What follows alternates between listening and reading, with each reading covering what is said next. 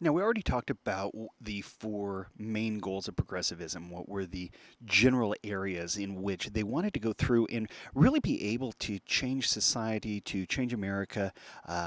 Generally speaking, the argument could very easily be made that they were doing everything with the best of intentions, with a good heart, and things like that. You could also make the argument that they were fighting for more control over people's lives. Now, again, progressivism is still a very touchy subject today, is the best way to put it. It's still somewhat controversial. And again, I encourage you to go through to look into the movement itself, to look at what it is today, and decide for yourself what you really think about this. I can give you the information, I can give you the data about how things started, but as for the right, wrong, good, bad aspect of this, that is one you're going to have to figure out all by your lonesome, ladies and gentlemen. So, one of the things that the progressives were very interested in was dealing with politics and government in general. Now, as I said previously, the progressives are going to have their own political party, they're going to have their own presidential candidates and things like that. But it's not just going to be an attempt at the national level to change things. You have to think about the way politics works. Yes, we have the president, and it trickles down from there to like the Congress, and from there to the local. But it's a lot easier to make a difference at the local level than it is at the national level. And so if you start to make changes, widespread changes in a lot of places at the local level, then that's going to basically trickle up, for lack of a better word. It's going to end up having an effect on the Congress and on national policy and politics in general. So, we're going to talk for a little bit today about the way in which the progressives wanted to look at cleaning up local government and trying to see what they could change in regards to that particular aspect of American. All right, so let's look at government at the city or the local level, okay? Generally speaking, there's an old saying that says all politics is local, that people, no matter where they are, whatever city, state, county, whatever, they have a tendency to vote not so much on what the national issues of the day are, but they vote closer to home. They vote on what's going to affect them where they live. They're going to vote on what's going to affect them directly in their town. So if you can take a look at local government, if you can look at how to change things at the local, at the city level, then you're going to have the opportunity to have ripples that go out from those local elections to eventually a national audience, basically. Okay, so we're going to look first and foremost at the way that the progressives wanted to reform local government. Okay, we're not necessarily talking about massive changes. We're not talking about overthrowing the system or anything, along those lines. But we are talking about making changes. We're looking at ways in which local government could be made, more accessible to the common man, more, readily available to the people at a local level. Okay, now when it comes to cities, you're going to remember this from previous chapters. We talked about before the concept of the political machine. Okay, and we said in places like New York and especially the bigger cities, you had political machines. You had, for example, Tammany Hall. You had, New York was pretty much under Boss Tweed. And if you recall, the political machines, while they did, represent in a certain way the community, they weren't necessarily the best way to go about doing this. If you recall, you'd go through, you have a political machine. It could be Republican, it could be Democrat. It doesn't really matter. Political machines all worked about the same way. What would happen is you would have the party boss. The party boss would run everything. They would try to make sure that they got as many people as possible to the polls on voting day. Now, remember that they didn't really have any kind of laws or ID or anything like that in regards to voting at that point in time. You just pretty much, gave your name. And from there, if you could get more people to show up, you got more votes. Quite literally, Chicago was famous for the phrase vote early, vote often. So the machines were run that way. And it meant that the boss, whoever was in charge of that machine, had a pretty good amount of power. They were able to go through and really get some things done. But the problem with the political machines was the way in which once one of the machines came to power, and again, it didn't matter, Republican or Democrat, those machines then gave all sorts of jobs to their friends. It wasn't so much about, is this person qualified? Do they know what they're doing? Should they have this job? No, they gave it to people who had been loyal to the machine. And as a result, you had a great deal of corruption. You had a great deal of inefficiency. You had a great deal of incompetence. You had a huge amount of people were going to be essentially in jobs that they had no business being in. They were going to basically just be there to make a buck for themselves and to help keep the machine going. Okay, this was going to be an ongoing process. It was also sometimes referred to as the spoils system because there's an old saying that says, to the victor go the spoils. In this case, when the machine won, they gave jobs to their friends and they fired everybody who wasn't part of their machine. The machines also went out and they bribed voters. Remember, I commented on vote early, vote often. That was very common. There are stories of machines that would go out and they would get guys to go vote, guys who had a full beard. Then, after they voted once, they'd go to the barber and shave it down to just a goatee. And then they'd go vote a second time. Then they'd shave it down to just a mustache. They'd go vote a third time. Then they'd shave off the mustache. Boom, this guy just got 4 votes and probably got paid 4 times for his vote. Machines were notorious for bribing voters. But at the same time, machines also had a tendency to provide things to the voters. They had a tendency to be looked upon as really the good guys, as one of us, somebody who was there to help and could make a difference, that kind of a thing. So what do you do if you are someone who wants to see reform in your city? You want to see the machines taken down, but you don't really have any kind of political power or authority to do so. The question becomes then, all right, how do we change things? Well, one of the things that came up at this point in time is something known as the commission system. Okay, the idea was to go back to that scientific efficiency that we mentioned previously. What a commission system meant essentially was a change in the way the city was going to be run. Now, most cities in the United States, you can think about the fact that they have a city council, that they have a mayor, and they work like that. Well, the commission system is going to work a little differently. Okay, instead of there being elected city council members or something like that, you're going to have a group of experts. Okay, these are going to be people who are well versed and understand different aspects of running a city. Now, if you've only known the machines for a long period of time and those machines have only put in corrupt, incompetent people, the very idea of having an expert who actually knows what they're talking about is going to appeal to people. You're going to have that possibility that the corruption will go away, that the inefficiency will go away, that the city will now be, able to respond to people's needs and wants a lot more easily than they ever had before. The idea of having experts in charge has a great appeal to a large portion of the American people. And it was no different here. We were looking at the possibility that you were going to have experts now running your city.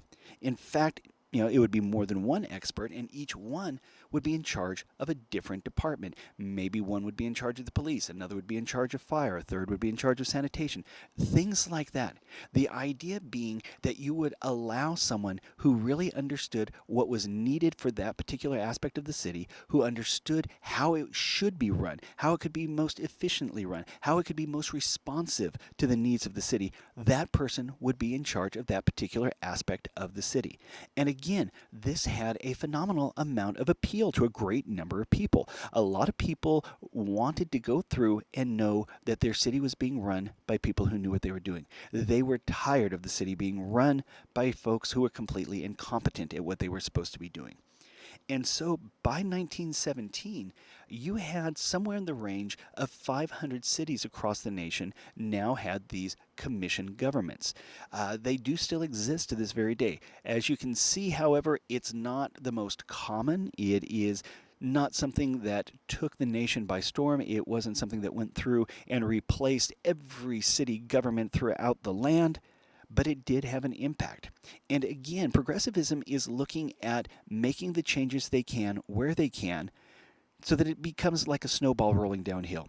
Once it starts, it's going to keep expanding, and more people are going to see the benefits, and more people will side with them. So by 1917, we did have about 500 cities had gone with this commission government form of local government. But again, America has a lot more than 500 cities.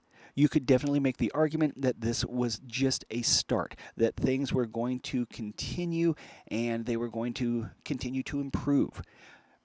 But it wasn't just the commission system. There were some other ideas that were actually being put forth at this time, and different cities, throughout our nation are going to be very different from one another, and others are going to pick different choices, not simply just the commission system or simply staying with the original mayor system. And so you have the traditional mayor and city council. You now have the idea of the commission system. You do still have, at this point in time, machines running different cities. But what else is there? Are there other options? Because you've got to take into account the same option, the same choice is not going to work for every single city. There are going to be those cities that are going to need something different, that they're not going to all, it's not going to be a one size fits all kind of thing. So another idea that came about at this time is referred to as the council manager system, or the council managers. Now, in this case, we're going to kind of go back with a combination of that scientific efficiency plus good old-fashioned American democracy. In this case, you're not going to have a mayor per se. You're still going to have a city council. Now, this council is going to be elected by the people. Okay, so the people of your city are going to go through and they are going to decide who is going to be on their city council. Now, this is a lot more common to us today. We understand this a lot better. In any election year, you can always see all sorts of different campaign signs saying vote for so and so for city council and things like that. So the American people have a desire for local government control. We have always wanted some kind of local representative assembly to do our laws for us. And this actually goes back all the way to colonial times. So the idea of electing the city council appealed greatly to a large number of Americans. But it's going to be a little different. Instead of going through and voting for a city council, and usually at the same time voting for someone to be the mayor of the city, now you're going to let your city council make some more decisions for you. They're going to appoint what's known as a city manager. Now, a city manager is exactly that. It would be like the manager of any business. You go through, you have your city council, they have been elected by the people. The city council then gets together and they appoint someone to be city manager. This is just a job. They work for the city. They are not elected, but they are responsible to the city council. Whatever the city council has decided, the city manager is going to have to get the job done. The city council really makes all of the decisions for the town. They will go through and they will decide every aspect of the world, from police to fire to sanitation, as we've mentioned before. All these different things. They will come up with the rules, the regulations, and everything. They will then tell the city manager this is how it's going to be. The city manager then works to implement those plans. So in this case, you have that combination of elected government and scientific efficiency. So again, it's the attempt by the progressives to go through and make changes at the local level. And just like with the commission system, you did have a number of cities adopt this. By 1925, you had somewhere in the range of 250 cities across the nation had adopted the council manager system. And some cities still use that to this very day. Now, again, you can see with this one, just like we talked about with the commission system, not that common. Okay, 250 cities in a nation the size of the United States is not a huge number. But again, the idea is that they're going to go through and they're going to start small and it's going to grow and build from there. So you now have a variety of different systems, different reforms that have been put in place and have been started in regards to the different cities. They're trying to get away from the machine politics. They're trying to get something that is more responsive, something that is going to pay attention to the wants and needs of the people while at the same time accomplishing their jobs with a great deal of efficiency. This is basically what they wanted across the nation. Now, you're going to see that it wasn't a huge upswell that, most of the cities changed overnight, but it did start to have an effect. A lot of these little issues would then grow to be bigger statewide issues and then eventually would actually have an impact on national politics. Now, in regards to the particular cities, you have to take into account that there were reform mayors. There were mayors that had elected officials. They had elected the mayor of their town, and those mayors had a great desire to move things forward, that they were of the progressive mindset, that they wanted to see change come. They wanted their cities to be run well, and they wanted them to be responsive to the people, as we've been saying. So some cities did have progressive mayors. Now, just because you have a progressive mayor, and just because you have a mayor who may want to go through and make all sorts of changes, again, that doesn't mean things will happen overnight. That doesn't even necessarily mean that just because the mayor wants A, that the city council or the city itself is going to go along with those plans. You have to, sometimes if you want to make changes, you have to find the little things you can change and then hope that they get better. Or you can always lead by example. You can show people that the system you have in mind or the way you're doing things works better than what is currently there, and people will go through and, accept what you're doing and how you're doing it. So while you did have reform mayors, this meant that nothing really necessarily changed in the system of government. You would still have in these cities, you would have mayors and a city council, and sometimes they would put in a variety of different programs trying to alter the way government and the system worked. But for the most part, the system didn't change at the local level. You can see from the numbers of commission and city manager cities and things like that, that things didn't change dramatically. However, some of these local mayors were able to go through and put in a variety of different programs that, again, they were trying to show other cities around the country how beneficial this could be for them and their people. They put in, for example, fair tax systems. Okay, they tried to make the tax system a little more understandable. Now, you have to take into account that we didn't have an income tax until the early 20th century. So this was something new. And it was the attempt that and you will hear this practically every single election.